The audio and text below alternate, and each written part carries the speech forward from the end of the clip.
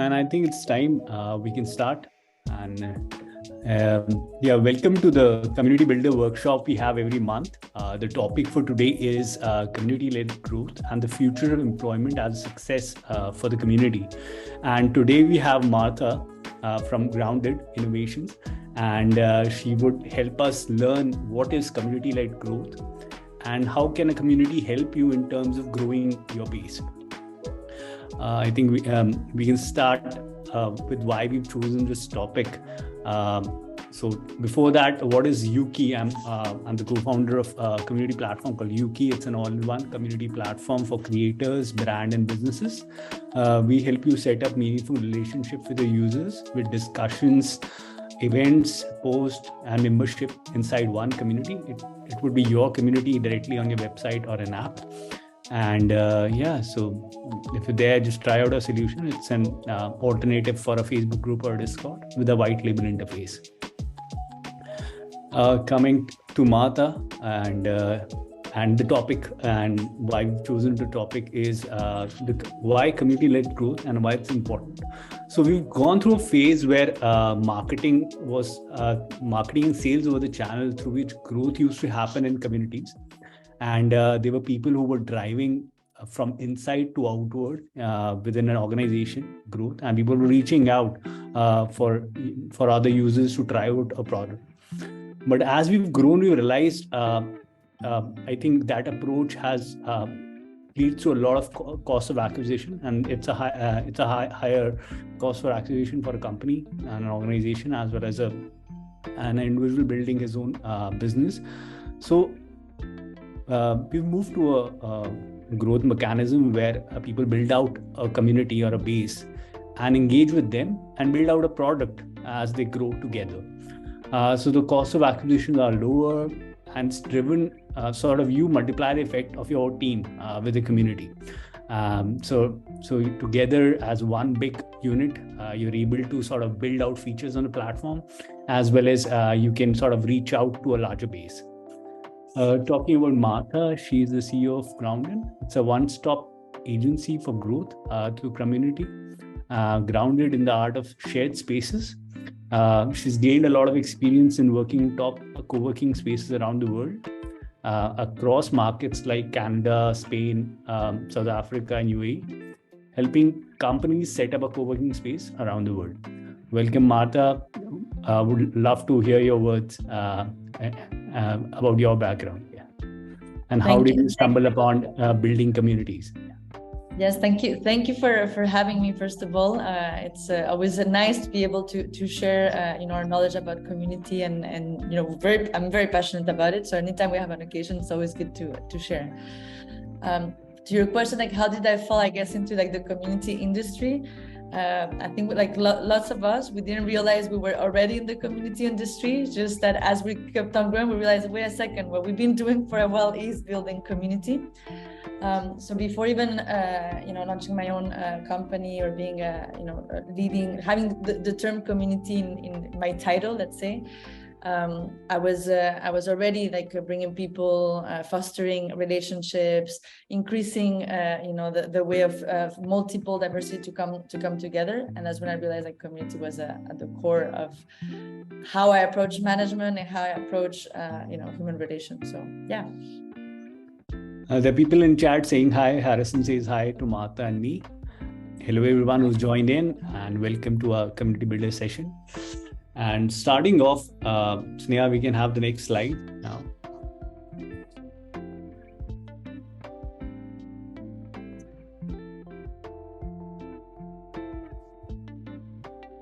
Yeah, just give me 1 second. So what is community-led growth, and what do you think it came about, and how do you sort of look about it if you want to actually establish community-led growth in your company or an organization? Yeah, I mean, I think you did a great introduction of how like the evolution has been. Like we were talking about marketing growth and then product-led growth, and now we're already at that frontier where, I mean, I don't want to be I guess, too radical, saying, hey, product-led growth is over. But there is a component of, you can keep on innovating, you can keep on being the best, but now with all the no-code, AI, of these new ways of entry to like even copying things that are already existing, making it better, that what really differentiates, a platform that people want to be using or a space that they want to be sharing is the community. So the reason why we're gathering together and the movement that's behind. So community-led growth is really taking that into account at the core of everything that we're doing. I think Comsor did a very good slide. I don't know if you've seen it, where like community was at the center, and then all the other components and departments were orbiting around it. And it's that new perspective of thinking, okay, not only putting the human at the center, but the human's relationship to one another, community, and from there we build. That's what community-led growth is about. Sure. So that's basically keeping the community at the center, and all other functions in an organization supporting the community sort of as a department to grow. Exactly. Yeah. So I think, as you mentioned, product-led growth won't disappear in a day. So what we are in a period of a transition where a lot of sort of growth models are switching or are being sort of substituted or even supplemented with a community. You would have functions like sales, marketing, and product in your organization, but I think community is essentially now very important for you to sort of drive an organic growth for your community. Yeah, so we can move to the next slide.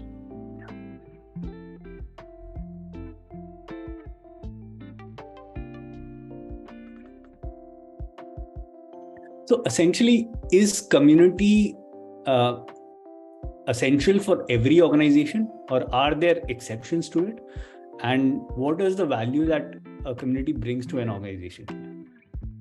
I mean, the question is broad, right? Like, should any company build a community? I would say no. Depends on why you want to build a community, right? A lot of the companies, they tend to think of community more as an extension of their marketing strategy. So it is about the relationship with their customers and the clients and the external relationships. And they often forget about, hey, the organization itself, the talent that is inside is a community that is often unmanaged itself. So should everybody build one? No. Should every organization foster an internal talent community? I think in general, my answer would be yes. To recognize, that an organization at the core is people working together, and that's a great opportunity to foster a community in the fact that you're already building a business together. You already have a mission together. Got it. And essentially, it starts with the fact you're talking to your customers if you're going through a top-down model, as opposed to building out a community first and then building a product. So essentially, if you are in conversations with the users and you can find a medium where there can be a to and fro in conversation with them, an exchange of ideas, sort of a many-to-many kind of a relationship, that can be a starting point for any organization to have a community. So I think you have to build inside a function which can support this within an organization. It's a whole art, right? And I think you guys have an amazing tool to support that, right? It's about communication, about knowledge sharing, being able to listen. So it requires tools. Yeah. So if a user who's buying a product or is part of an initiative has a way to voice his opinion, that is a starting point of community. And when you multiply that across different users, that gets you a vibrant community. So that's essentially what it is. And all tools are built to support this. Yeah. So we can complicate it, but essentially that's what it is. Yeah. So I think we can move to the next slide, which is, so last 2 years, there has been a push across organization, across platforms, that community is essential. But how do you get started? What are the challenges? How do you assess that this is important? So how do you cross over the path that you want to build out a community? What are the biggest challenges you face? I guess one of the biggest challenges that we face in general when talking about community is that it's still a new industry. So there is a lot of confusion or miscommunication about like the term of community itself. What is it that we're trying to achieve? Getting everybody on board on what is the KPIs that we're trying to measure, because we do need metrics, even though we're talking about basically relationships and soft skills and things that it's harder, to have those tangibles. So that just like having the base of like what is the language that we're trying to build, it's already a big challenge in itself. Because then if you don't have that, it's going to be harder to create those rituals, that consistency, creating start to have those standards and ensuring the quality of the community that you're building. And in general, for any community, I think maintaining a good level of engagement, participation, understanding it's a dynamic thing. It's not a one-time exercise that, hey, now I've listened to my customers or I listened to my team, they've told me what they need and then my job is done. No, this is a repetitive exercise that you have to keep on going. Yeah. So balancing, competing with collaboration, being able to act and at the same time being able to listen. It's something that we're all, I think, learning to do. And to the question, whether is there a secret formula? I don't think there is a secret formula, but there is more and more models that we can use depending on the goal of the community. Got it.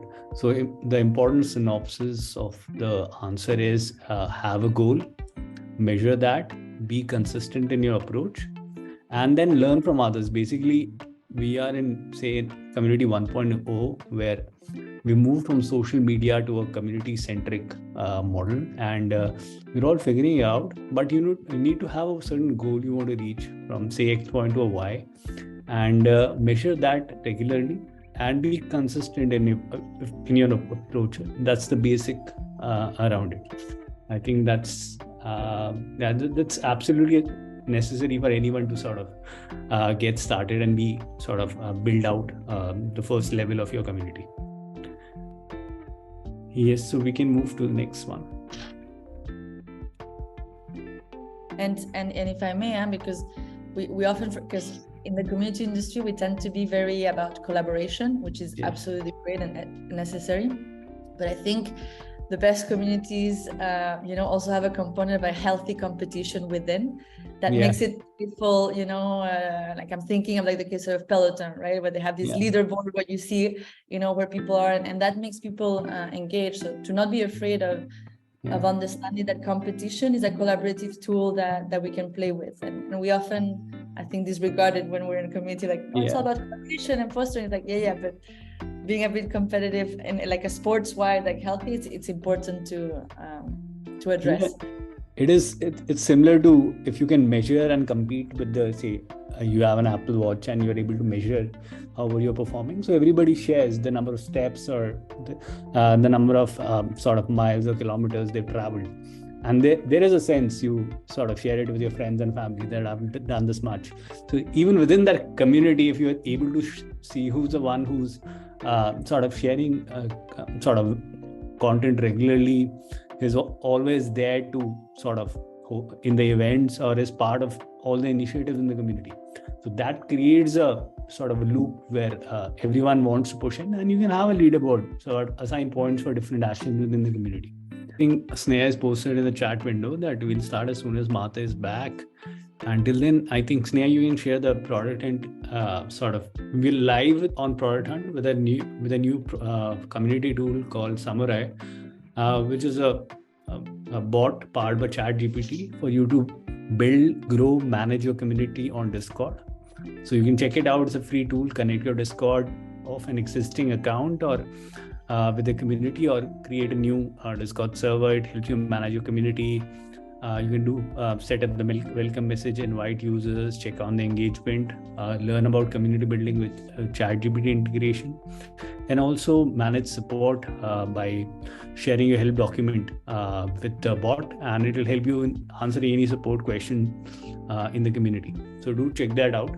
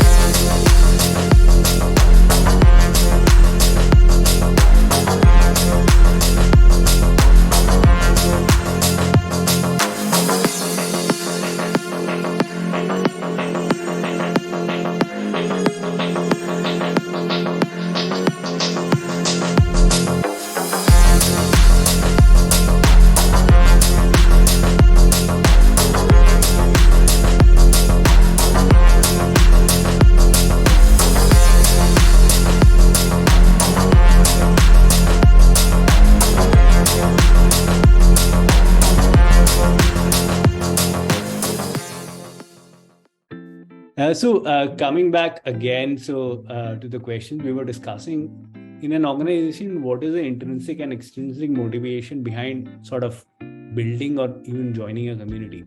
So is it the value or the goal of the community should be the value that it provides to me, or it should be valuable for me to in the long term for sort of to join the community, or is it part of a product that I'm pushed towards joining it? So is it more pull or push driven? So being intrinsic or extrinsic, and why would you yourself join it versus where there's a push for you to join it? What are different motivations? Yeah. I feel the motivations are diverse depending on the type of community that we're building. When it comes to like intrinsic motivations, I think in general as humans we have that wanting to be part, so that sense of belonging, wanting to share purpose and meanings, and so feeling that you're not on your own, whether it's learning or doing something or building a product or being part of an organization. It's very, very important. And in general, a lot of the reasons is because there's a personal growth that comes with it. No, there's a desire for personal development. You're learning from one another. It's easier to learn when you're a group. Like we see a lot of courses now that they're realizing that community education is a way to ensure that people are participating more. They have that accountability. You get questions that come from other people that you're learning from.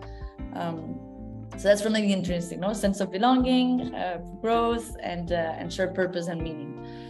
And then I guess the instinctive motivations are the desire of networking, of wanting to meet, new people. Not to be a bit redundant, but I think there's a component of recognition, like wanting to be part of something, but also being recognized and have some sort of status. So the communities that have different roles, whether it's someone that is more championing part of the community, you have an ambassador. There are certain members that are more or less quiet, but that status is important. And then in general, access to information, access to the new ways of doing. I think it's good reasons why people want to join communities. It's easier to stay up top of mind. You have other people that are creating for you. Got it. Yeah. Essentially, it's we want to be a part of a larger purpose. It's one of the intrinsic sort of push for us to join a community, and sort of learning also about how to build or create a product, use a product. So find ways to find others who are doing the same is another reason why you want to sort of be part of a community. Yes, moving ahead, and when we disconnected, I guess we shared in the chat window of a product we're launching on Product Hunt. It's called Samurai. Basically, we found the interface of Discord not that intuitive for us as builders. So you can use a bot and tell it to build a community for you on Discord. So it'll create a channel for you. If you already have a community, you can connect it, and it'll set up the welcome messages. It can handle support for you. You can share your help document to it and help you sort of answer any question which community members have. You can check what is engagement, how many people are sharing messages, who's the most engaged user. And also you connected ChatGPT, the GPT-3 API, and you can ask questions around community building. It should be able to share what all information sort of ChatGPT has around community building, which is the vast content. So it's your own community manager for you on Discord. So please check it out. The link is in the chat window. Coming back is that for community managers in general? So it's like a tool for people that are in the community industry? Yes. So if you just want to get started also, you can use it and create your first community for the first time, or basically a Discord server. Server basically is sort of like a team on Discord. Inside that, you can have different channels. It will help you create channels also. Sorry. And it will guide you on how to sort of set it up. You can talk to a chatbot. So in a conversational interface, you can do that instead of going to the dashboard and figuring out the nitty-gritties of the Discord platform. Okay. Yeah, I think we covered some part of it. What is the community-led growth strategy, and how do you get started? And are there any best practices around it? So, yeah. So from us, from the agency, from Grounded Innovation, we created actually five workshops that helps kick off when you're thinking of community strategy. And the 5 pillars that we always cover is first identity. So really knowing like the why, the purpose of the community, what's the movement you're trying to create. Like spend some time on just honing down on that. Then we talk a lot about the second pillar, which is the experience. So what's going to happen? Why are people gathering together? Are they gathering? Is it digitally? Is it physically? Is it a hybrid model? So what's happening? What are the rituals? What is really happening on the community level to bring people together? Then the third pillar is structure. It requires a lot of structure to build a community, because it is about consistency. It is about repeating tasks. So what are the tools that you key that can help you do it? What's the budget that you have behind? Is it a self-sustaining community? Do we make it actually as another income for your organization? So all the structural aspect. The fourth pillar that we go about is really space. And as we were saying, like us, we don't focus only on online communities. We really work a lot on real physical spaces. So living, working, or other shared spaces. So space is an important component of how it facilitates people being together, understanding each purpose of the space. And when we think of space, we think of also mental space and digital space. And finally, the fifth pillar, it's playfulness. I think I mentioned a bit like throughout the talk today, but adding things that are going to be joyful, that make people want to be part of it, I think is very important, because you can have a very serious community, but it's just harder to stick around. And I think all of us, as we're building this new way of working and doing, if we can make it playful and joyful, I think it's a good thing to add in your strategy. Yes, like any relationship, it has to mix of the sort of the principal content as well as the playfulness that creates a long-term sort of relationship between the community members. So yeah, I think it's a good start, and you're working both. So communities before the online thing boomed in were offline, right? So and people are picked it up. So it has to be a mix of hybrid community in the longer term as well. Yeah, so that's a sort of a really effective way to sort of think about it. So coming to the next question, to build and grow an engaged community, you're going to need a team of dedicated people or support from an organization like yours. How should you define who should own the community on your side, who should report to? Sort of basically, what is the structure of a community? So should it be on the center on day one, or how do you introduce a community and organization where you already have different functions? And how does the reporting structure work? So any thoughts on that? Yeah, no, I think those are very important questions, because it is complex, right? Like, especially when we're trying to put the community at the center. So there's like power dynamics, relation to the organization already happening, how you're creating those bridges. And I think it's wise to surround yourself by people that have done it before. If we're talking about like community talent led, you might even have interviewed them before, but like Todd Nelson and Iker Cancel are really like building a whole talent platform to help people structure and navigate these relations. So that's a good resource to also look into. And understand that whether you're going to do it alone or not, like it takes the time of designing at the beginning. And again, surrounding yourself with people that have done it before, ask the questions, and know there is not a one shoes fit all, right? It goes back to identity to be able to create the structure. It's not the same to create a community for 1,000 people or something that is much more niche for 150 people, and what kind of rituals are going to happen. So yeah, I know it's So I think ABC, but in this case, not as much. Yeah, I think you wouldn't want to change a lot on day one when you're setting up a community if you're not sort of building it from day zero. And you would want to specifically give it enough power to it for it to seep within the organization, and gradually sort of move it, sort of engage it with all the functions in the organization to essentially bring it to the center in the longer term. So that's how we think about it. So I think day one, a lot of disruption might happen if you change the power dynamics in the company. So I think there, as Martha mentioned, there's a lot of content shared by Todd and others on it, and we'll be sharing that in the chat window after the call, or I think in the email chain we'll share. And Ankur, like a lot of people forget that you can also put an expiring date to your community. That's, you know, the bold ones know that a good community, once it serves its purpose, also has a moment to die. And to not forget to put that in your strategy, like, hey, maybe this is a 1-year thing because it's conveying this purpose, and have that, not thinking that it has, success means that it has to keep on growing and growing indefinitely. No, maybe that's not the purpose of the community. So in the structure, having an end date, expiration date, depending on what, might be something wise to add on and see what it transforms into after all. Got it.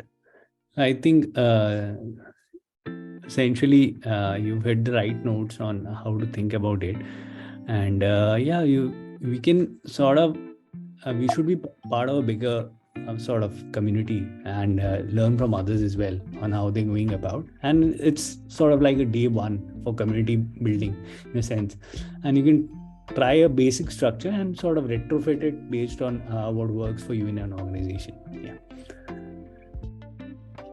So I think lines for community managers, your own community, and employees are sort of blurring. So essentially your employees would be your first community if it's an internal organization, and longer term you would want the extent of your organization should be as big as your community. So the lines for community and employees might be blurring. And is it directly related if we use community-led growth? Is it the future of sort of employment success in a way? So I think this is a interesting thought in my case. In my sense. No, definitely. I think it has a lot of potential to be, right? Like it's playing a significant role when we're thinking, like right now, a lot of companies are facing so much challenges of, just retaining talent. And the question is like whether you should retain talent or not, or just like build an amazing employment experience, treat it as a community, what you would do as a customer. And then whether the life cycle of the employee is 2 years, 3 years, or needs to move on, that's something for the organization to think about it.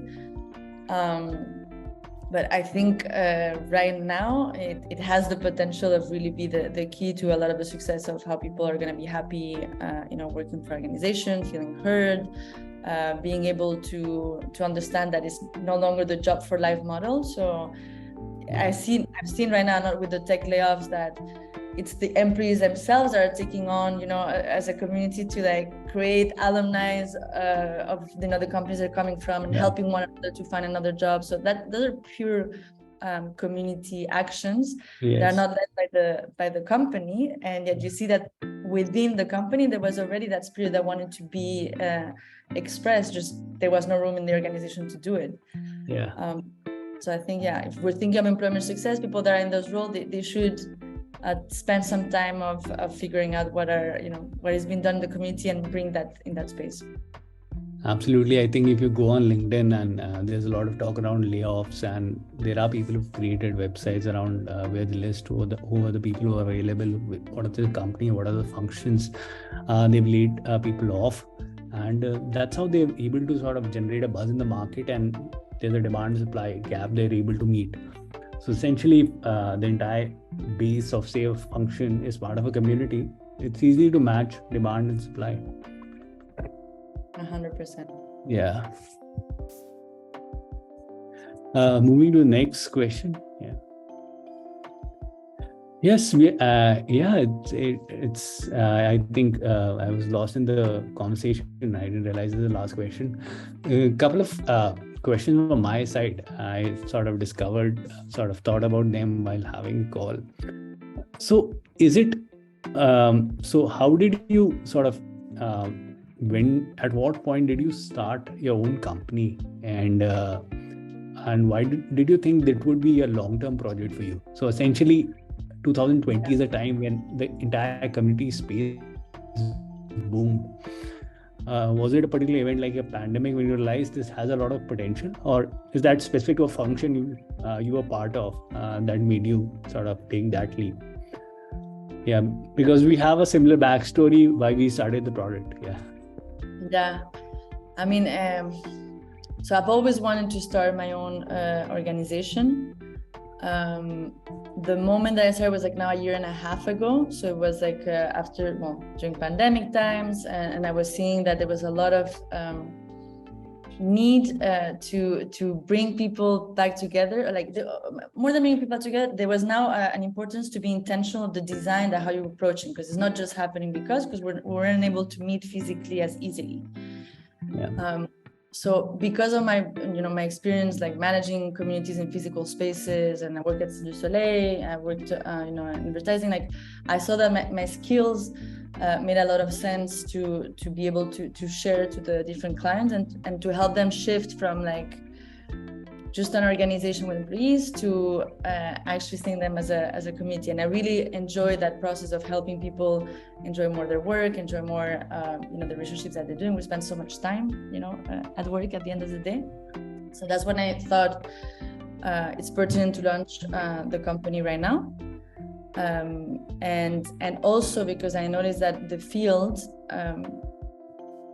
it was like we're at the beginning of like creating the profession of community managers, right? Like there's a lot of social media managers, for instance, and a couple of years ago, that was also like something new. Not you couldn't take a course of like social media. Now you start to see like courses popping up, even like in business degrees. And I feel we're at the beginning of community management in that sense as well. More and more people are realizing the importance of the role, and like the ones that have done community management, they see the benefit, and it's extraordinary. And the tools are going that way. Web3, like all of it is going to that direction. So I just thought it would be beneficial to put my own experience to use, and the team that we have is amazing. So yeah.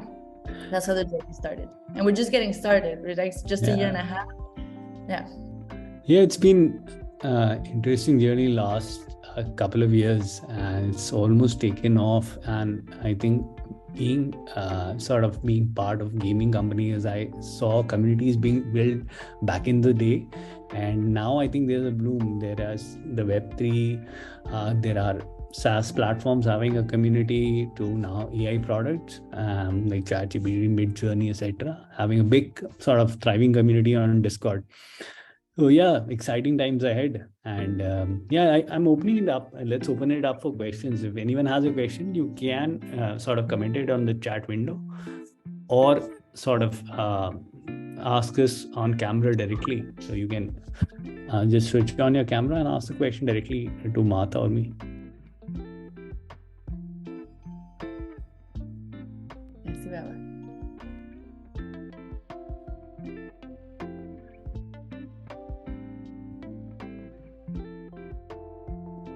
Yes, as people sort of paying in, the second part I was talking about, we started our community platform in the simplest space in sort of around 2020, 21, when we realized that we had a community of our product on Facebook group. And as we were growing, our reach was getting stalled by Facebook. And due to a lot of notification and all the noise on the platform, we were not getting that engagement. So this built off as an internal tool and to build and manage our own community. And others who were our customers that time realized that this is interesting and they wanted to try out. And we released a version almost a lot of people liked. And there we are, now close to 3,000 communities on the platform and growing. And we'll be launching a bunch of free tools for you to manage community on different platforms as well. And geographically, like, are you geographically dependent, or people from anywhere can be joining? Yeah, people from anywhere can join. So for our product, we have users from close to 120 countries now. Okay, wow, fantastic. So we essentially, even our users team are remote, even as our team is remote, even our community is sort of there's no geographical dependence. So we interact with them. starting on email, then Facebook, now own platform, and now a mix of both. So we started exploring Discord also. So I think platform shouldn't be an inhibition for anyone, and every platform has a particular use case. So for real-time communication, all the chat platform like Discord and Slack are perfect. For organizing content in one place and having organized conversations and events, I think a white label community is the right fit. I think your conversation shouldn't be platform dependent, and platform should be the reason why you won't interact with them. 100%. Yeah. I think everything was pretty crystal clear and no one has a question. And yeah, so I'll shoot the last question and then we'll wrap it up for today. And because our speaker would have more important things to accomplish today, end of Friday on a high note. Yeah. So the question I have is, what kind of sort of function, verticals are you seeing being prominent in the community space? Are there particular SaaS companies, and you work a lot of offline? Are there event or co-working spaces for you? What are the trends you're seeing? And are people back to using a lot of co-working space internationally also? So I think like the whole discussion of like what the office, like what's the role of the office and what the role is going to play, it's now a hot topic for like every organization. They have so much real estate that they're locked in. And they're realizing that maybe bringing back people into the office is not necessarily the solution, but then what's the purpose of the office in itself? We're seeing a lot of transformation of space. Co-living is actually really trending up as an answer, because if we're not going into the office, then where we live is taking even a higher importance, and what the space looks like, because that's maybe the main place where you're going to socialize with other people. How do you make for work to happen? So I'm seeing that as a trend that is picking up quite increasingly, let's say. And in general, the people desire to, like, yes, online is great, and we're all in right now, we're doing this online and it's fantastic, but I think there's still a desire to meet in person, and something that we need to practice, because we're all a bit out of touch, and it's a bit intimidating sometimes, no? Like, it's easier to have like certain conversations sitting in your own office and having this, than when you're like, okay, now it's gonna be a conference, when you go to like the conference and it's like on stage and it's like so I think there is a role for all of us to help bring people back into like the real world, and not forget that as humans, that's where we thrive, and it's really fun, but it's also scary, so we need to pay attention to that, to the experience. We are relearning sort of live conversations sort of in person, and I think there is a lot of anxiety because what has happened in the last 2 years, and we're sitting at our pace, and I've got used to a certain notion of communication and events, and even moving sort of in an in-person event was challenging for me from day one. But I think mix of both are, I think, a longer term what will stay for us in longer term. And my hope is like that we continue, like people are in the industry collaborating together and building tools that helps people that are new and that want to join, so it's easy for them to like consider to bring their own experience their career path and become community leaders as well, because I think it's more of a generalistic role sometimes, and so having rich diverse backgrounds coming into the space is going to be better for everybody. It's a mix of art and science together, and I think interacting with people is art, but measuring what that interaction has done is the science part, if you were able to sort of achieve that. It was great having you and learning about community building and the growth part, and would love to have you again for a session soon in the future. Anything else, sort of ending word from your side over the conversation? It's been a real pleasure. Thank you so much for structuring the whole conversation, inviting me, and definitely would love to continue collaborating and hearing more in the future. And everybody that is here, if you if you don't know about us, like, please reach out on LinkedIn. You can DM me. We also came out with a free guide for community enthusiasts, so you can download it in the page, and it's a couple of 20 pages or so. But it's a good introduction if you're new into the industry, and so yeah. So I think Sneha would be able to share our links, and you can connect directly to Martha over LinkedIn and just DM her, and she'll be happy to take the conversation forward. And we can share our link as well if you want to connect to our team as well. I'm happy to take the conversation and discover if I think we can help you out in any way in building your community. It was a great session, so I think we've come to an end of the session. Great to have everyone. We're live on both Zoom and LinkedIn, and if you have any questions around community building, do reach out to our team, and even Martha, and she'll be help you out in any aspect around community building and growth. Thank you, everyone. It was a pleasure having you. Thank you. Have a lovely day. Bye now. Everyone, have a great day. Thanks, Martha, for doing this. It was a pleasure. Yeah.